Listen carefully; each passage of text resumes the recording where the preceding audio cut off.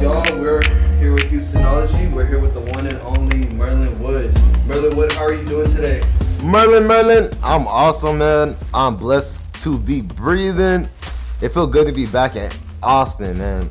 So you went to school here at UT, right? Yeah, just a couple blocks down the street, for real. We're at Spider House right now on 24th Street. Or 26th Street, my bad. Okay, how was school over here? Like, how was UT? How was, like, the music scene over here? Man, school was fun. It was really the time of my life, bro. Like, there's so much live music going on. There's so many different vibes. There's people that are doing rock, people that are doing hip hop, people that are pushing new sounds and pushing the boundaries of the story of music.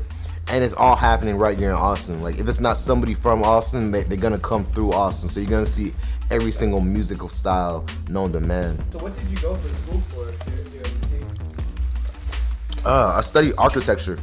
Okay. Yeah. Because I wanted something that was like respectable, but I also wanted to be like an artist. I want to make like a real impact on the world. Any crazy like countries you visited? Any crazy stories? Yeah, actually, I mean, the first time my dad has ever seen me in concert was in Japan, was in Tokyo. Oh. Yeah, and that was crazy. It was wild because like certain places you go to and like they don't even really. I'm sure some of the fans spoke English, but like a lot of fans didn't really speak English like that. It was just impressive. It was like, wow, like the music really carried, like, and that's how you really know that you're doing something different. Is it just crosses boundaries. Like language can't stop it. Like people just understand sonically, and I think like music is a universal language. I feel like we just as lyricists just put words to a feeling. Yeah, for sure. How did you find love for music? Well, I actually failed the 7th grade, so my parents were always threatening me when I was like doing ass in class.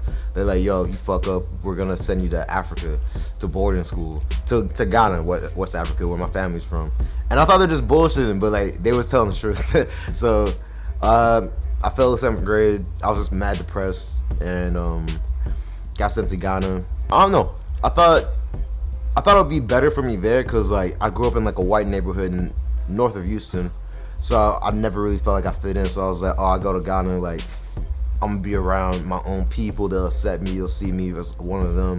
But then I went there and it's like I had an American accent. So then I just felt even more isolated. Like there was nowhere where I would fit in. And I just, just drowned myself in my headphones. Kanye, Kid Cudi, like they really saved me in those moments. But I played in a gospel band in Ghana when I got to Ghana.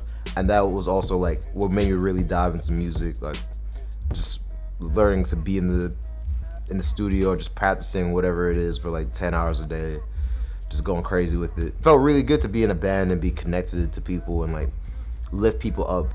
All the different countries you've been to and like all your experiences like leading up to now, how has that like affected like your music, like your sound? It's made me really want to discover like the common link between all these different types of music. There's some things that just carry across cultures, like across. It's so hard to explain, but I want to be the person that builds the bridge between America and Africa, and then Africa and Latin America, like so that there's like a universal sound, like a universal language you can all speak with. On the topic of like working with other artists, well, who are you listening to right now? I want to ask you that first. I'm listening to like a lot of old school like 90s R&B, honestly, or I'm just like listening to myself. Like I'm listening to like SWV, like Kendrick Lamar a lot, A$AP Rocky, just like the music that I grew up with. Oh, a lot of UGK always, just like very musical and like uplifting stuff. Yeah. So who are like artists right now that who are like around you? Like I guess like your peers that you want to work with, and collaborate with. I'd love to work with Rema. I'd love to work with Beam. I'd love to work with Jaleel. Jaleel's like very high on my list right now. He's killing it right now. For sure, Jaleel, yeah. What are your goals, whether it be inside of music or out, like currently? Like, what is your focus at the moment? My focus is bringing a positive impact to the world through music. And I want to just bring people together. Like I want people to just have a good time. Like I feel like everything's so divided, everything's so divisive. It's like if somebody feels like this or likes that, it's F them, F that. Like, but when we're listening to music or we're talking about music, like we all find a common ground and we can all chill together. Like I want to get back to that. Like just kids in the sandbox. Yeah. Do you think that music came to you early on in your life, or was it something you unlocked later on? I feel like I always loved music. I was just really afraid to tell my parents that, because like, come from an immigrant background, they didn't want to hear like that I wanted to do music. I just instinctively knew that.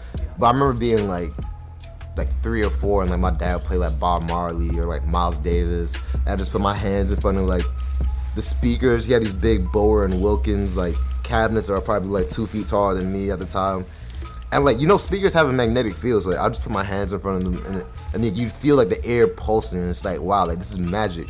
I can't see it, but it has such a profound effect on me. How would you explain your sound? Honestly, I'm on shit ADHD right now, bro. Like, I'm all over the place. I just go where I feel the energy. I feel my stuff is honest, it's energetic, and it's emotional, and it's fun. Like, even when it's really dark and like sad, like I think it's fun.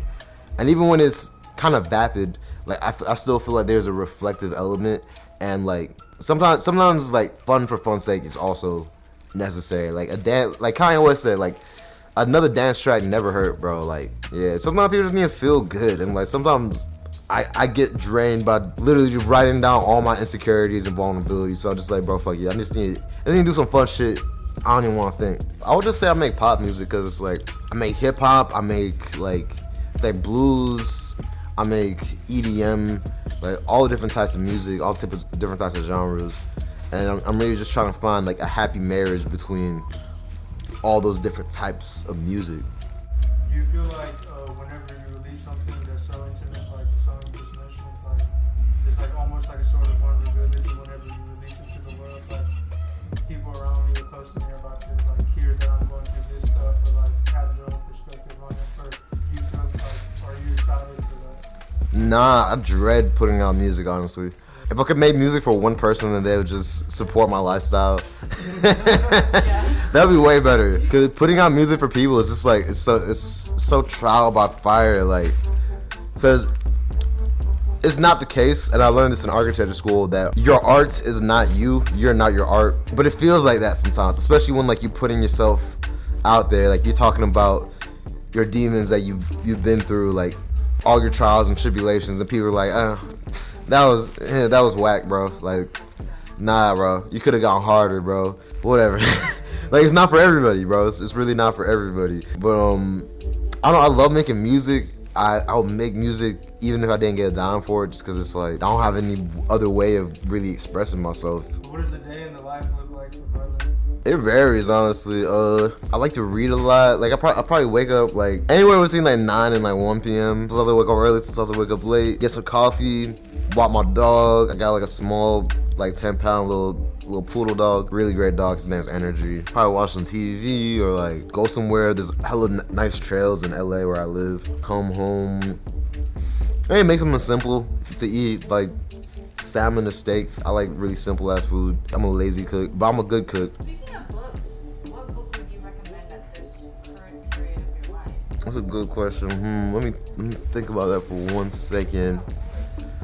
I think if I had to recommend like one book, it would probably be Lies My Teacher Told Me, because there's a lot of misconceptions about like what America is, and like there's just a lot of lies being told, and once you realize like where we've been and like what the actual history is, it will give you like a great perspective to base like what the future should be and how far we come. I think it will be a shocking read, a sad read, but also optimistic in a way, because we have come a long way and we still got a long way to go. So Lies My Teacher Told Me. So what did you learn from like being a band or being in a band and then becoming a solo act? I think I learned from being in a band about being in group settings and like just like the group dynamic and how to work well with others. Like I think of myself as very easy to work with. I don't know, I'm not a perfect person by all means. So I don't try to be an asshole. But I do end up being an asshole sometimes. So it's like, fuck it, such is life. I learned that like you gotta get specialists to do special work unless you're trying to master everything, which doesn't really make sense. Like, I feel like you should have an idea in your head of the quality of work that you want. Find people that can execute that to the best professional ability.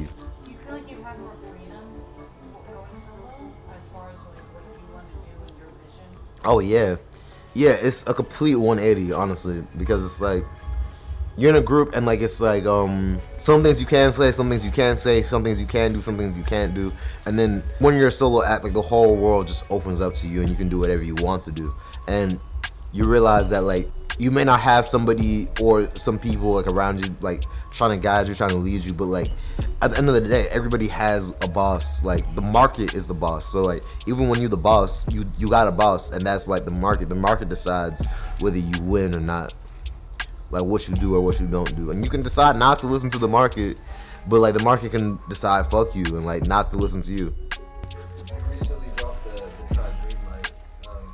Tell us how you came up with that. This is a crazy energy track, and you know I fuck with it. Yo, Green Light. Green Light. Yeah, nah, it's fun, man. We just on some like southern hip hop shit. It was like this shit that I grew up with when I was like 8 years old, like living in Houston or north of Houston, and like you know you had like these iconic southern acts coming out of nowhere, like Soulja Boy, like them Franchise Boys, like so many amazing hip hop acts that they were just like bringing like such a simple subject matter to life in the most animated ways, and I just wanted to recreate like that fun, lighthearted energy. After a long time to put out, it's just like, yo, I got the green light on the whole world right now. I can do whatever I want. One thing I like to do whenever we do interviews, I just like to like throw the artists off with like certain questions. So this is gonna be the question. All right. Who is Merlyn Wood? Merlyn Wood is an alien. He is not of this earth. He's something else completely. He's like a spirit that's floating in between several different dimensions. Yeah. And I feel like I'm the beach. You know what I'm saying? Like BEACH. Just to be clear, you know, I'm where like the land meets the ocean. You know what I'm saying? Like, and you get something completely different. Cause like my parents are from West Africa, and I was raised like on Southern hip hop, you know, and like Bob Marley and high life, like music from Africa, Afro beats. So it's like I have all these different influences in me. Like I'm where two different cultures meet. Like there's not many me's. There's not any me's. There's only me. Merlyn. Yeah. That's a wrap. All right. Thank you. Thank you. That was awesome. That's tight, man. Thanks for coming out, man. Hey man, I appreciate you having us. Yeah.